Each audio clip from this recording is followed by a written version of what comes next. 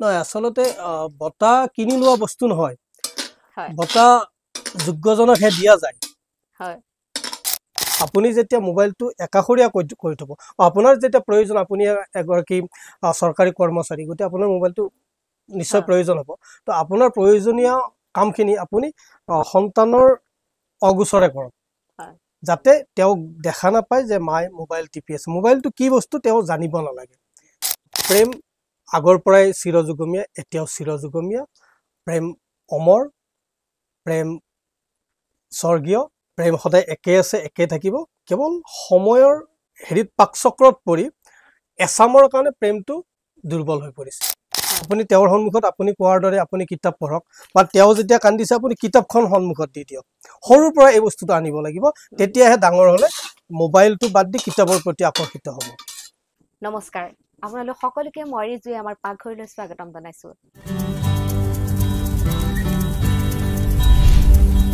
আজি আমাৰ পাকঘৰত উপস্থিত আছে সদৌ অসম কবি মঞ্চৰ সম্পাদক জিতুমণি দা আহকচোন তেখেতৰ লগত চিনাকি হওঁ জিতু দা আপোনাক আমাৰ পাকঘৰলৈ স্বাগতম জনাইছো নমস্কাৰ আজি বহুত বেছি ভাল লাগিছে আজি আমি অকমান বেলেগ বিষয়ে আলোচনা কৰিম আপোনালোকৰ লগত আৰু আমি বহুত দিন এনেকৈ কথা পতা নাই আজি অকমান বহুতো ইউটিউবাৰৰ লগত কথা পাতিলো অভিনেতা অভিনেত্ৰীৰ লগত কথা পাতিলো আজি আমি অকমান চৰ্চা কৰিম কবিতা কিতাপ আৰু বহু কথা জিতু দা আমাৰ পাকঘৰলৈ আহিছে যেতিয়া তেখেতক অকমান পৰিচয়টো জনাবলৈ আহ্বান জনাইছো হয় মোৰ নামটো জিতুমণি দাস মোৰ ঘৰ ৰঙিয়াৰ নিজবৰী গাঁৱত মই ৰঙিয়া মহাবিদ্যালয়ৰ পৰা স্নাতক ডিগ্ৰী লৈ এতিয়া মই স্বাস্থ্য বিভাগৰ এটা পদবীত কৰ্মৰত হৈ আছো আৰু লেখা মেলাৰ লগত জড়িত সমাজৰ বিভিন্ন কাম কাজৰ লগত জড়িত তাৰোপৰি অভিনয়ৰ লগতো জড়িত আছিলো কিন্তু এতিয়া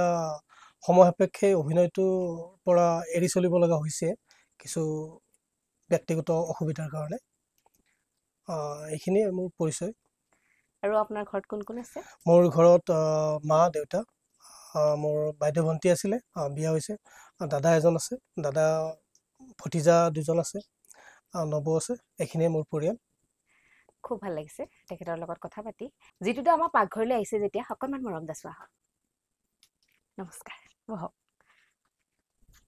কেৰাহীটো এফালে গৰম হৈ থাকক আমি কথা পাতি থাকিম যিটোটা গম পায় আমাৰ পাকঘৰ নামটো হৈছে অকমান বেলেগ ধৰণৰ আহিলে ৰান্ধিবই লাগিব লাগিলে নাজানিলেও ৰান্ধিব লাগিব এতিয়া কথাটো হ'ল আপুনিনো কি ৰান্ধিব আমাৰ দৰ্শকসকলক অকমান জনাই দিয়ক মই মাংস বনাব বুলি ভাবিছো মাংস বনাব যিটো তাৰ বোলে অভিজ্ঞতা অকমান কম বনোৱাৰ অভিজ্ঞতাটো কম বাৰু আজি তথাপিও চেষ্টা এটা কৰিব মানে আজি নৰ্মেল মানে মুৰ্গীৰ মাংস বনাব আৰু চেষ্টা কৰিব যিমান পাৰে ভালকে বনাবলৈ বাৰু যি কি নহওক আমি এফালে কেৰাহীটো গৰম হৈ থাকক তেতিয়ালৈকে আমি অকণ কথা পাতি থাকোঁ যিটোটা যেতিয়া মই প্ৰথম লগ পাইছিলো অকমান মই তেতিয়া তেওঁৰ পৰা গম নোপোৱা আগতে বেলেগৰ পৰা গম পাইছিলো যে তেখেতৰ নামটো অকমান আনকমন কিন্তু আপোনালোকে মানে আচৰিত ভাবিব তেখেতৰ মোৰ মোবাইলত নাম্বাৰটো মানে সেভ আছে আৰোগ্য ৰথ বুলি যে কিনক প্ৰথমতে আৰোগ্য ৰথ বুলি তেখেতৰ নামটো মোৰ সেভ আছে তাৰপিছত মই ষ্টেটাছ চাই গম পালো যে তেখেতে খুব ধুনীয়া ধুনীয়া কবিতা লিখে তাৰপিছত মই সাৰ্চ কৰিলো ক'বাত গম পালো তেওঁ কবিতাবিলাক ষ্টেটাছত দি থাকে আৰু মই কবিতাবিলাক পঢ়ো আৰু কবিতা মই খুবেই ভাল পাওঁ মাজে মাজে লিখিবলৈ চেষ্টা কৰো আৰু সময় তাগিদাত কেতিয়াবা পাহৰি যাওঁ লিখিবলৈ বাৰু যে কি নহওক যিটো তাক মই প্ৰথমতে সুধিম যে আপোনাৰ নামটো অকমান আনকমন খুব ধুনীয়া এটা নাম যদিও জিতুমণি দাস কিন্তু তেওঁৰ নামটো মানে জিতু কাঞ্চন বুলিহে আমাৰ ৰঙিয়াত বেছিকে মানে চিনি পায় আৰু ৰঙিয়াত বুলি নহয় সমগ্ৰ অসমতে জিতু কাঞ্চন বুলিয়ে চিনি পায় আৰু আপোনাৰ সেই জিতু কাঞ্চন নামটো তাৰ বিষয়ে আৰৰ কাহিনীটো অকমান মই জানিব বিচাৰিম আচলতে এইটো কাহিনী এতিয়ালৈকে মই কতো কোৱা নাই জিতু কাঞ্চনটো মানে সবৰে এটা সাসপেন্স হৈ থকাৰ কাৰণে মই হেৰি কৰিছিলো সকলোৱে ভাবে জিতু কাঞ্চন অৰিজিনেল নামটো কি নে এইটো কি বা তেওঁ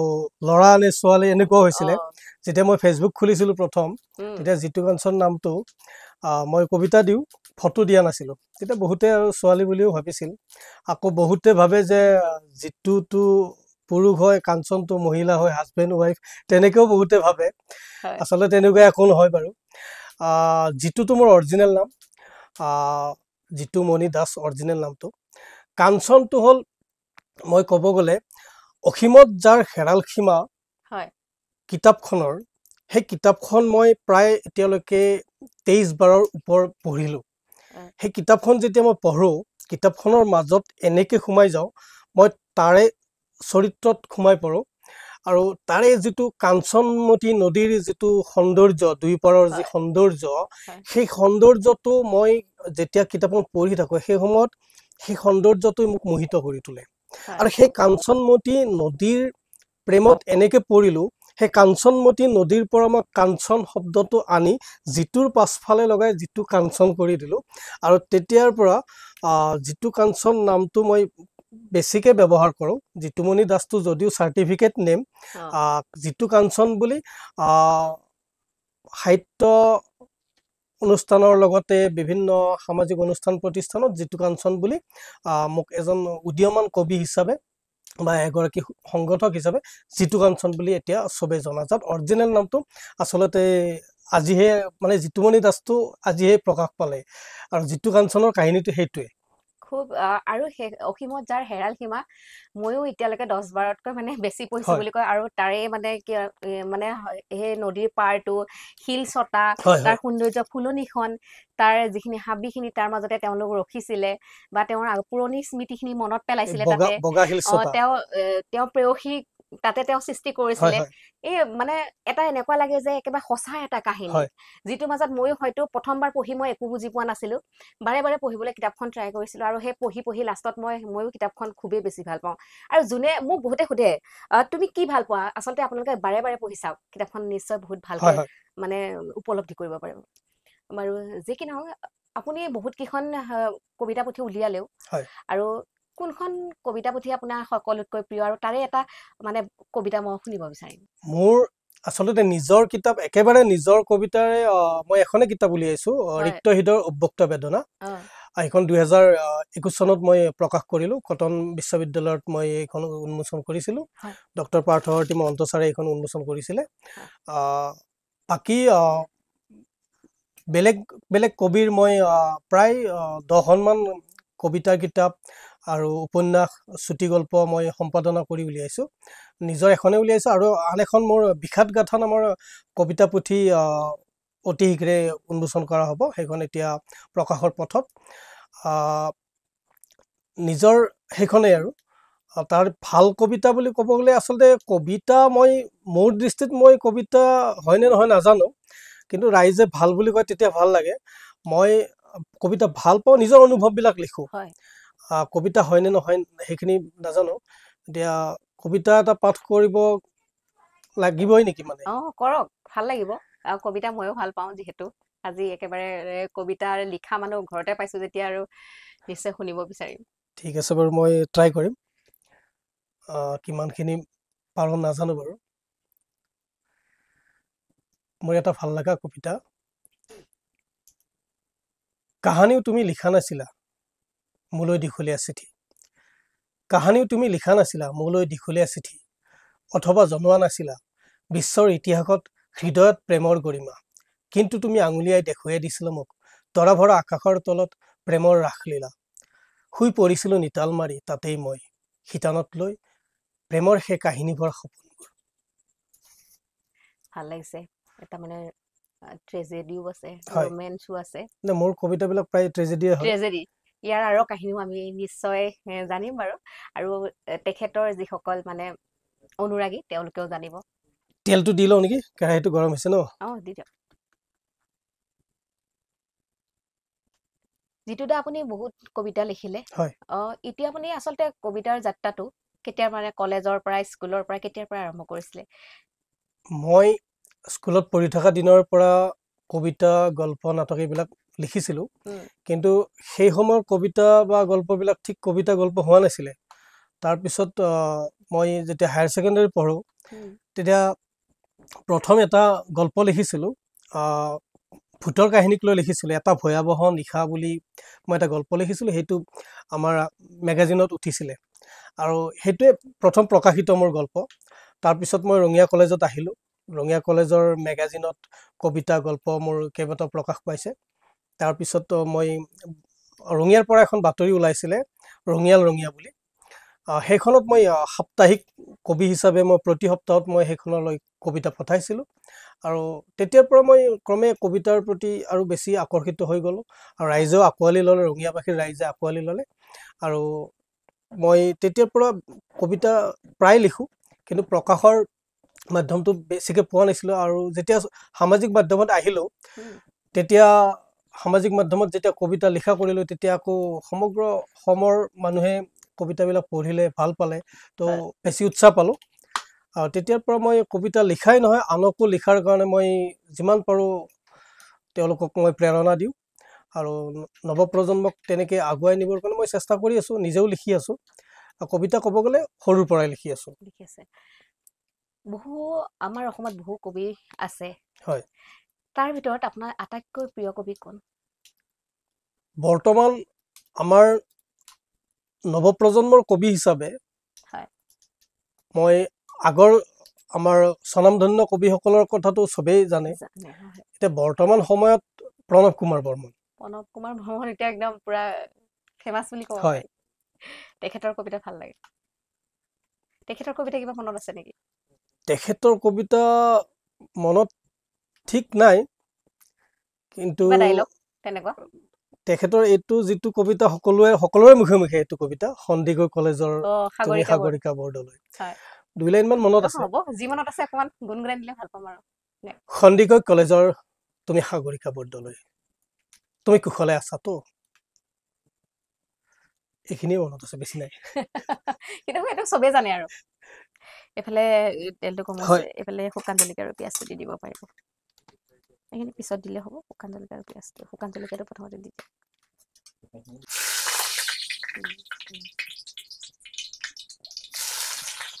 এইফালে তেল গৰম হ'ল, আমাৰ নতুন ৰান্ধনী এইফালে পিঁয়াজ দি দিলে। দীঘলে ভাল পাব নে চুটি লাগে? যি লাগে আপোনাক।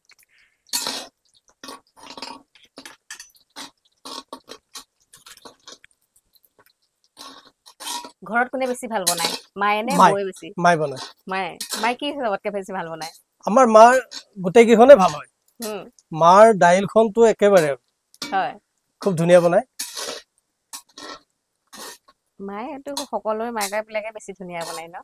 হয়, এতিয়া পিঁয়াজখিনি গৰম হৈছে, এতিয়া আমি মাংসটো দি দিম। এতিয়া তেলখিনি বঢ়িয়াকৈ মানে গৰম হ'ল, পিঁয়াজখিনি ৰঙচুৱা হ'ল, এতিয়া মাংসখিনি ভাজি আছে। আপুনি যেতিয়া সাহিত্যৰ লগত পুৰা জড়িত হৈ আছে, কিন্তু এতিয়া বৰ্তমান আমাৰ সমাজখনত ল'ৰা-ছোৱালীবিলাকৰ মোবাইলৰ প্ৰতি ধাউতিটো বাঢ়ি গৈছে। তেনেস্থলত আমাৰ গাঁৱে ভূঞে এতিয়াও কিন্তু এটা ভাল পুথিভঁৰাল সকলো গাঁৱতে নাই।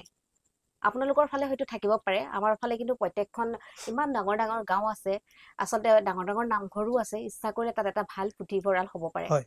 তেনেস্থলত আপোনালোকৰ লগৰ বা আপোনালোকৰ সতীৰ্থসকলে বা আপুনি সম্পাদক হিচাপে এই ক্ষেত্ৰত ক'ৰবাত আপোনালোকে এনেকুৱা পুথিভঁৰাল খুলিছে নেকি বা তেনেকুৱা আপোনালোকে গুৰুত্ব দিছে নেকি যে আৰু আমি এইবিলাক কাম আগবাঢ়ি যাব লাগিব বুলি? হয়, আপুনি খুব গুৰুত্বপূৰ্ণ কথা এটা সুধিছে। বৰ্তমান নৱপ্ৰজন্মই মোবাইলৰ প্ৰতি বেছি আকৰ্ষিত হৈ পৰিছে আৰু আজিকালি দেখিছে আপোনালোকে স্কুলৰ কুৱেশ্যন পেপাৰ বা এনচাৰ এইবিলাকো মোবাইলতে দিয়ে। আগত আমাক যেনেকৈ দিছিলে, বহীত লিখিব দিছিলে, এনচাৰ কৰি নিব দিছিলে, সেইবিলাক আজিকালি নাই। আৰু দ্বিতীয়তে পুথিভঁৰালৰ কথাটো আহিছে। পুথিভঁৰাল অকল আপোনালোকৰ ফালে বুলি নহয়, আমাৰ এইফালেও গাঁৱে ভূঞে গ্ৰাম্য পুথিভঁৰালটো এতিয়া দেখিবলৈ পোৱা নাই। জিলা পুথিভঁৰাল বা মহকুমা পুথিভঁৰাল এনেকৈ 2-এটা আছে, কিন্তু তাতো পঢ়ুৱাৰ সংখ্যা নাই। গতিকে পঢ়ুৱাৰ সংখ্যা নাই কাৰণে আচলতে পুথিভঁৰালৰ সংখ্যাটো কমি গৈছে। আমি প্ৰথম কথা পুথিভঁৰাল স্থাপন কৰাৰ আগত আমি পঢ়ুৱৈ সৃষ্টি কৰিব লাগিব। আমি বৰ্তমান নৱপ্ৰজন্মক মোবাইলৰ পৰা আঁতৰাই নি আমি কিতাপৰ প্ৰতি আকৰ্ষিত কৰিব লাগিব। কিতাপৰ প্ৰতি আকৰ্ষিত কৰাৰ পিছতহে আমি পুথিভঁৰালৰ কাৰণে আমি প্ৰচেষ্টা চলাব পাৰিম। আৰু আমি সদৌ অসম কবি মঞ্চৰ ফালৰ পৰা আমি প্ৰচেষ্টা চলাই আহিছোঁ। আমি প্ৰত্যেক গাঁৱে গাঁৱে আমি নিজৰ ফালৰ পৰাতো সম্ভৱ নহয়, আমি চৰকাৰৰ জৰিয়তে হওক বা বিভিন্ন সামাজিক অনুষ্ঠান প্ৰতিষ্ঠানৰ জৰিয়তে হওক আমি গাঁৱে ভূঞে পুথিভঁৰাল স্থাপনৰ লগতে পঢ়ুৱৈ নৱপ্ৰজন্মসকলক কিতাপৰ প্ৰতি আকৰ্ষিত কৰাৰ কাৰণে আমি অহৰহ চেষ্টা কৰি আহিছোঁ আৰু কৰি যাম। এতিয়া চাব বহুতো ল'ৰা ছোৱালী এনেকুৱা হৈছে যে মাক দেউতাকৰ কথা নুশুনে হয় কথা নুশুনে আজিকালি ল'ৰা ছোৱালীয়ে বহুতেই কথা হয় নুশুনে মানে পঢ়ুৱাবলৈ চেষ্টা কৰিলেও মানে পঢ়িব নোখোজে হয় এতিয়া তেনে ক্ষেত্ৰত মই নিজৰে কথা ক'ব বিচাৰো যে মই ছোৱালীজনীয়ে পঢ়ক বুলি প্ৰায় মই কিতাপ পঢ়ো হয় হয় তাৰ আগত মই কিতাপ পঢ়ি দেখাওঁ তথাপিতো তাই কোনো পধ্যে মানে কিতাপৰ প্ৰতি আকৰ্ষিত নহয় হয় সিহঁতি পাৰিলে কাৰ্টুন চোৱা বা মোবাইলটো বেছি মানে প্ৰাধান্য দিয়ে হয় তেনে ক্ষেত্ৰত অভিভাৱকসকলে মানে এই মোবাইলটো এৰুৱাবলৈ কেনেধৰণে প্ৰচেষ্টা চলাব পাৰে আচলতে কথাটো ক'ব গ'লে ভুলটো আমাৰ অভিভাৱকসকলৰে হয় আমি এতিয়া কি কৰিছো ল'ৰা ছোৱালী বহিব পৰা হোৱাৰ পিছতে উম আমি ল'ৰাটোৱে বা ছোৱালীটো কেঁচুৱাটোৱে কান্দিলে আমি উম মোবাইলটো দি দিওঁ হয় হয় বা টিভিটো অন কৰি কাৰ্টুন উলিয়াই দিওঁ হয় সেইবিলাক চাই ৰস পাই হাঁহে উম মোবাইলটো চাই কিবা কিবি আহি থাকে ভাতকেইটাও যাই খালে থাকে তো ভাতকেইটা খালে ভাতকেইটা নাখালে আমি মোবাইলটো আগত দি দিওঁ মাক দেউতাকৰ মাক দেউতাকৰ টেনচন হৈ যায় টেনচন হৈ যায় আৰু কান্দিলে মোবাইলটো দি দিওঁ হয় এতিয়া মোবাইলটো সহজ উপায় হৈ গৈছে টিভিটো সহজ উপায় হৈ গৈছে হয় মোবাইলটো দি বিচনাত বহুৱাই থৈ দিলো এইফালে মাক দেউতাকে কাম কৰি থাকিলে উম টিভিটো দি বহুৱাই থৈ দিলো আমি বেলেগ কাম কৰি থাকিলো উম গতিকে আমি মোবাইলৰ পৰা আঁতৰাই আনিব লাগিলে প্ৰথম কথা ল'ৰা ছোৱালীৰ সন্মুখত মাক দেউতাকে বা অভিভাৱকে বেছি মোবাইল বা টিভি ব্যৱহাৰ কৰিব নালাগিব তেওঁলোকে যদি মোবাইলৰ পৰা আঁতৰি থাকে ল'ৰা ছোৱালী সৰুৰ পৰা তেওঁলোকে দেখিব যে মা দেউতাই কি কৰি আছে যদি হয় আপুনি এনি টাইম মোবাইলটো ইউজ কৰি থাকে তেতিয়াহ'লে আপোনাৰ সন্তানেও সেইটোৱে পথ ল'ব আপুনি যেতিয়া মোবাইলটো একাষৰীয়া কৰি থব আপোনাৰ যেতিয়া প্ৰয়োজন আপুনি এগৰাকী চৰকাৰী কৰ্মচাৰী গতিকে আপোনাৰ মোবাইলটো নিশ্চয় হয় প্ৰয়োজন হ'ব তো আপোনাৰ প্ৰয়োজনীয় কামখিনি আপুনি সন্তানৰ অগোচৰে কৰক হয় যাতে তেওঁক দেখা নাপায় যে মায়ে মোবাইল টিপি আছে মোবাইলটো কি বস্তু তেওঁ জানিব নালাগে হয় আপুনি তেওঁৰ সন্মুখত আপুনি কোৱাৰ দৰে আপুনি কিতাপ পঢ়ক বা তেওঁ যেতিয়া কান্দিছে আপুনি কিতাপখন সন্মুখত দি দিয়ক সৰুৰ পৰা এই বস্তুটো আনিব লাগিব তেতিয়াহে ডাঙৰ হ'লে মোবাইলটো বাদ দি কিতাপৰ প্ৰতি আকৰ্ষিত হ'ব খুব ধুনীয়া কথা ক'লে আচলতে যেতিয়া আমি আদৰ্শ দেখুৱাম তেতিয়া তেওঁলোকেও আমাৰ আদৰ্শ হয় গ্ৰহণ কৰিব আৰু ল'ৰা ছোৱালীখিনিক মানে আমি মোবাইলৰ পৰা আঁতৰত ৰাখিব বিচাৰিম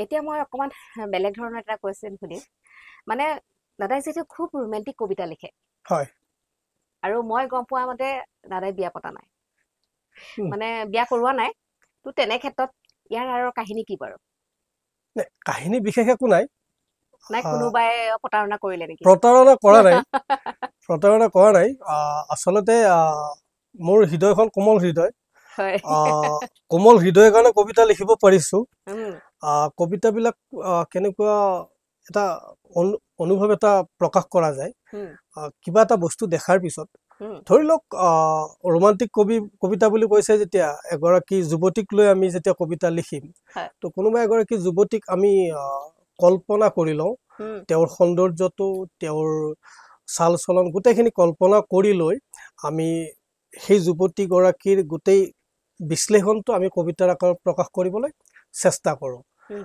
আৰু সেইকাৰণে কবিতাবিলাক ৰোমান্টিক হৈ যায় দুই এটা আৰু ৰোমান্টিকতকৈ বেছি দুখৰ কবিতা আচলতে মোৰ হয় নেকি কিন্তু প্ৰতাৰণা কৰা নাই এতিয়ালৈকে কোনো কৰা নাই হয় কিন্তু ইমান ট্ৰেজেডি কবিতাবিলাক কেনেকে ওলায় সেইবিলাক আহি যায় আহি যায় নিজে তো নিজে আহি যায় যেতিয়া ৰোমেণ্টিক মানে কবিতা লিখিয়ে থাকে আপুনি এজন লেখক হিচাপে আচলতে প্ৰেমৰ সংজ্ঞাটো আপুনি কেনেধৰণে দিব বিচাৰিব প্ৰেমটো নাইকিয়া হোৱা নাই প্ৰেম আছে কিন্তু প্ৰেম প্ৰেমৰ আছে মানে পৰিসৰবিলাক বৰ বেলেগ হৈ গৈছে মানে এতিয়াও প্ৰকৃত প্ৰেম আছে নোহোৱা নহয় কিন্তু কম আছে কম আছে আজিকালি মানুহবিলাক যান্ত্ৰিক হৈ পৰিছে হয় চবে প্ৰতিযোগিতাত নামিছে হয় প্ৰতিযোগিতাত যেতিয়া নামিব আপুনি মোক শ্বেয়াৰ পেলাই আপুনি আগুৱাই যোৱাৰ কাৰণে চেষ্টা কৰিব তেতিয়া আপুনি প্ৰেম ভাল পোৱা এইবিলাকৰ প্ৰতি গুৰুত্ব নিদিব আপোনাৰ উদ্দেশ্যটো মোৰ উদ্দেশ্যটো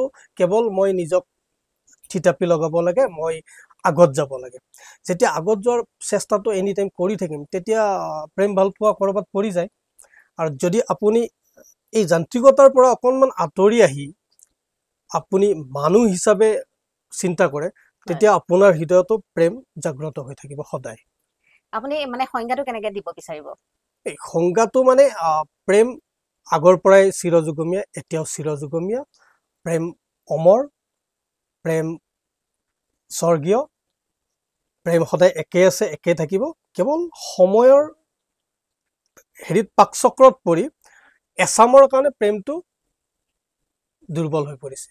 প্ৰেম মানে হ'ল হৃদয়ৰ অনুভূতি। হয়। প্ৰেম হৃদয়ৰ পৰা যিখিনি মৰম ভাল পোৱা জাগ্ৰত হয় সেয়াই প্ৰেম আচলতে। সেয়াই প্ৰেম। খুব ধুনীয়াকে তেওঁ কৈছে যে প্ৰেমৰ সংজ্ঞাটো আচলতে আমি যিটো খুব সুন্দৰভাৱে কাৰোবাক দেখি কাৰো হয় অনুভৱ এটা কৰো, কাৰোবাক লৈ আমি সপোন দেখো, সেয়াই প্ৰেম। হয় খুব ধুনীয়াকে কৈছে। এতিয়া চাব, আজিকালি আমাৰ সাহিত্য জগতখনত খুব মাজে মাজে ভিতৰি ওলাই থাকে আৰু কিবা কিবি। হয় তেনে ক্ষেত্ৰত বহুতে ক'ব খোজে যে আমাৰ যিবিলাক মানে বঁটা প্ৰদান কৰা হয়, হয় আমাৰ ধৰক বিশিষ্ট তেনেকুৱা লেখক বা তেনেকুৱা আন কিবা কিবি, বহুত চবতে নহয় কিছুমান ক্ষেত্ৰত আৰু এনেকুৱা কিছুমানো মানে থাকে নেকি যে বঁটা কিনিও ল'ব পাৰে নেকি? নহয়, আচলতে বঁটা কিনি লোৱা বস্তু নহয়। হয় বঁটা যোগ্যজনকহে দিয়া যায়। হয় এতিয়া কিছুমান অনুষ্ঠান প্ৰতিষ্ঠান আছে, হয় তেওঁলোকে হয়তো তেনেকুৱা কৰিব পাৰে, কিন্তু চব অনুষ্ঠানে নকৰে তেনেকুৱা। বঁটা বিক্ৰী নহয় কেতিয়াও।